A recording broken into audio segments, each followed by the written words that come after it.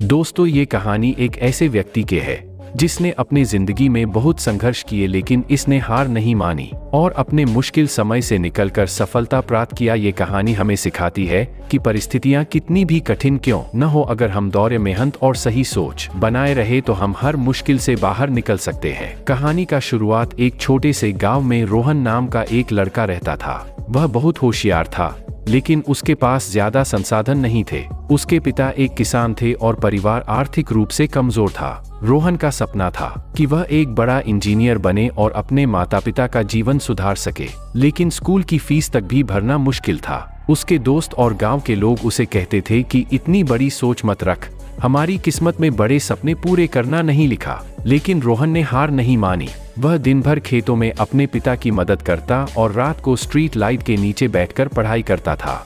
उसने पुरानी किताबें जुटाई, टूटे हुए पेन से लिखता था और कभी भी अपनी गरीबी को अपनी कमजोरी नहीं बनने दिया। जब बोर्ड परीक्षा आई तो रोहन ने पूरी मेहनत से पढ़ाई की, लेकिन दुर्भाग्य से वह टॉप नहीं कर पाया। उसके अंक अच्छे थे, लेकिन उसे स्कॉलरशिप नहीं मिली। लोग कहने लगे, हमने पहले ही कहा था, यह सब तेरे बस की बात नहीं। रोहन बहुत दुखी हुआ, लेकिन उसने खुद से कहा, अगर मैं यहाँ रुक गया तो वाकई में मैं हार जाऊंगा, लेकिन अगर मैंने और मेहनत की तो जीत मेरी होगी। रोहन ने और भी ज्यादा मेहनत करनी शुरू की। वह खेत में काम करता, फिर पढ़ाई करता, दिन रात संघर्ष करता रहा। अगली बार जब परीक्षा हुई तो उसने पूरे जिले में टॉप किया। उसे स्कॉलरशिप मिली और वह शहर की सबसे बड़ी यूनिवर्सिटी में पढ़ने चला गया। कई सालों की मेहनत के बाद रोहन एक सफल इंजीनियर बन गया। जब वह गांव लौटा तो वही लोग जो कभी उसे हतोत्साहित करते थे कि ये सब तेरे बस की बात नहीं है, लेकिन अब रोहन की तारीफ कर रहे थे। रोहन ने अपने गांव के बच्चों के लिए एक स्कूल खोला ताकि किसी और को शिक्षा के लिए संघर्ष न करना पड़े।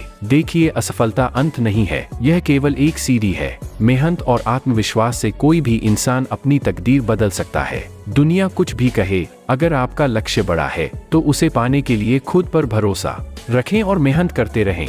आप सफल जरूर होंगे। तो दोस्तों, रोहन के इस स्टोरी के बारे में आपको क्या कहना है, कमेंट में जरूर लिखें।